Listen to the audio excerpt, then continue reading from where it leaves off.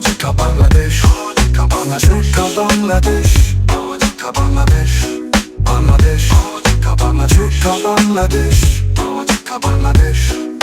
Hello জনগণ, আসসালামু আলাইকুম। আওয়াজ ওঠা বাংলাদেশ চ্যানেলের পক্ষ থেকে আমি স্বাধীন আছি আপনাদের সাথে। স্বাগত জানাচ্ছি আমাদের নিয়মিত আয়োজন জনতার আওয়াজ অনুষ্ঠানে।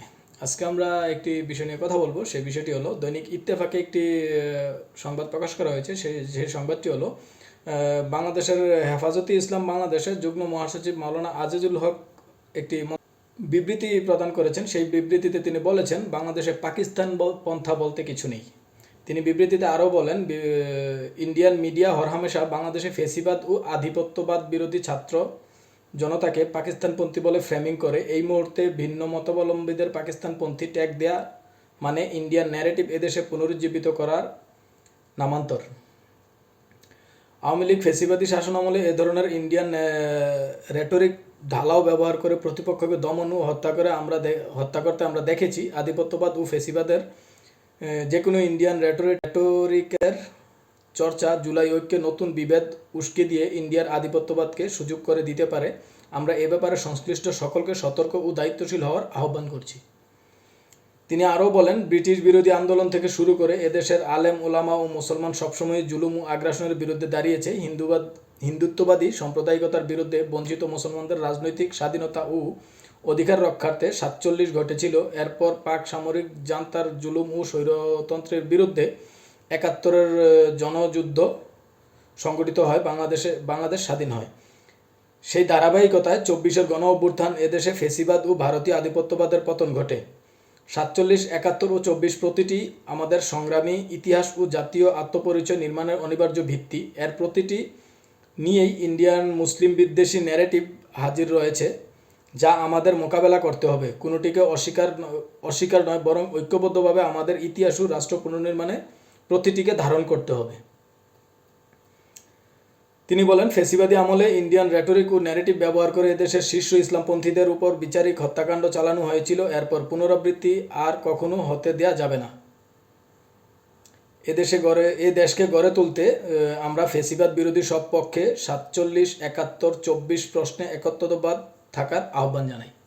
আমরা যদি এটার বিষয়ে একটু কথা বলি, আমরা খুব হরহামেশাই দেখি বর্তমান সময়ে লাস্ট 2-3 মাস থেকে বাংলাদেশের ইসলামপন্থী দলগুলোকে রাজাকার এবং স্বাধীনতা বিরোধী পাকিস্তানপন্থী এই কথাগুলো দিয়ে ট্যাগ দেওয়া হচ্ছে। আমরা যদি খেয়াল করি, বিগত দিনগুলোতে ভারত তার আধিপত্য বিস্তারের জন্য বাংলাদেশে একটা ন্যারেটিভ তৈরি করেছিল, যে ন্যারেটিভটা ছিল সম্পূর্ণভাবে ইসলাম বিরোধী, ইসলাম বিদ্বেষী এবং ইসলামপন্থী যে সকল দলগুলো আছে, যে সকল আলেমুলামারা আছে, তাদেরকে স্পেস দেওয়া হয়নি রাজনীতিতে। যার কারণে বাংলাদেশে ইসলামিক যে দলগুলো তারা তাদের প্রাপ্য যে সেই স্পেসটি পায়নি। সেই পুরনো সেই আধিপত্যবাদ যেই ন্যারেটিভ, সেই ন্যারেটিভ আমরা আবারও সামনে আনার চেষ্টা করতেছি। আমরা যদি খেয়াল করি, বিগত অল্প কিছু দিন ধরে কিছু বিতর্ক সামনে এসেছে, যেমন ইসলামপন্থী, পাকিস্তানপন্থী, স্বাধীনতা বিরোধী, এই শব্দগুলো, এই বাক্যগুলো সামনে আসছে ধীরে ধীরে। এই বাক্যগুলো আমার মনে হয় 24 পরবর্তী সময়ে এই বাক্যগুলো মোটেও সমীচীন নয়। কারো উপরে এই বাক্যগুলো ব্যবহার করা উচিত নয়, কারণ ফেসিবাদের বিরুদ্ধে, ভারতীয় আধিপত্যবাদের বিরুদ্ধে সবাই একত্রিত হয়ে, বিএনপি, জামায়াত, ইসলামিক দলগুলো, ছাত্ররা, তারা সবাই একতাবদ্ধ হয়ে বাংলাদেশের শুধুমাত্র আওয়ামীপন্থী মানুষ বাদে, আওয়ামীপন্থী জনতা ব্যতীত বাকি সবাই, প্রত্যেকটা মানুষ তার নিজ নিজ জায়গা থেকে তার অবদান রেখেছে এই আন্দোলনে, এবং এই আন্দোলনের মধ্য দিয়ে বাংলাদেশে পূর্ণ স্বাধীনতা লাভ করেছে বলে আমরা মনে করি। আমরা এখনও মনে করি যে এই আন্দোলনকে আমরা দ্বিতীয় স্বাধীনতা বলে আখ্যায়িত করি। তো দ্বিতীয় স্বাধীনতায় আমরা যদি খেয়াল করি, কেউ বিরোধী ছিল না, শুধুমাত্র ফেসিবাদপন্থী যারা ছিল তারা ছাড়া কেউ বিরোধী ছিল না। সেই আন্দোলনে প্রত্যেকের জায়গা থেকে তার সর্বোচ্চ প্রচেষ্টাটা করেছে দেশকে মুক্ত করার জন্য, এবং মুক্ত করতে সক্ষম হয়েছে এবং তারা জয়লাভ করেছে। কিন্তু আমরা যদি দেখি, অল্প কিছুদিন যাবৎ আমাদের যেই একটা ঐক্য ছিল, আমরা যেভাবে ঐক্যবদ্ধ হয়ে দেশটাকে ফেসিবাদ থেকে মুক্ত করেছি, সেই ফেসিবাদ মুক্তির পর বিভিন্ন রাজনৈতিক দল তাদের নিজ নিজ ফায়দা হাসিলের জন্য, তাদের নিজ নিজ সুবিধা ভোগ করার জন্য, নিজ নিজ সুবিধা পাওয়ার জন্য তারা একে অন্যকে বিভিন্নভাবে সেই ইতিহাসের কিছু সত্য মিথ্যা তথ্যগুলো তারা সামনে আনছে এবং তারা একে অপরকে কেউ কাউকে স্বাধীনতা বিরোধী বলছে, কেউ কাউকে পাকিস্তানপন্থী বলছে।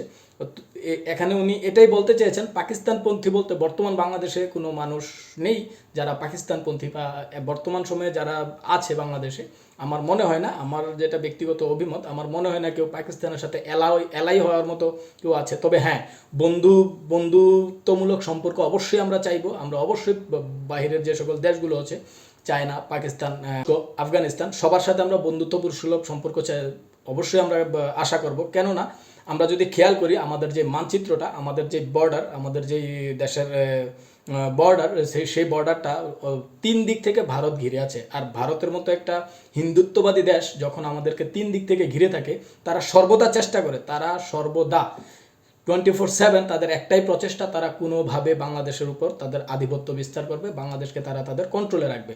আমরা বিগত দিনগুলো দেখে এসেছি যে বিগত সরকার তার সর্বোচ্চটা দিয়ে ভারতের সাথে সব ভালো সম্পর্ক গড়ে রেখেছে তার ক্ষমতা ধরে রাখার জন্য। তো আমরা এই জিনিসটা থেকে মুক্ত হয়েছি, আমরা এই জিনিসটা থেকে জীবন দিয়ে মুক্ত হয়েছি, পঙ্গু হয়ে মুক্ত হয়েছি, আমরা অনেক রক্ত দিয়ে মুক্ত হয়েছি, অনেক সাধনা করে মুক্ত হয়েছি, অনেক আন্দোলন সংগ্রাম করে মুক্ত হয়েছি। সেই মুক্তির পরে আমরা এমন ন্যারেটিভগুলো, সেই জায়গা থেকে আমরা যদি একতাবদ্ধ থাকি, আমরা যদি একটি জায়গায় সবাই ঐক্যমত থাকি, আমরা ভারতীয় আধিপত্যবাদ বিস্তার করতে যে সকল শব্দগুলো, যে সকল ন্যারেটিভগুলো সহযোগিতা করবে, সেই ন্যারেটিভগুলোকে যদি আমরা অ্যাভয়েড করতে পারি, সেই ন্যারেটিভগুলোকে যদি আমরা ব্যবহার থেকে বিরত থাকতে পারি, তাহলে আমাদের ঐক্যে কেউ ফাটল ধরাতে পারবে না, আমাদের ঐক্য কেউ নষ্ট করতে পারবে না।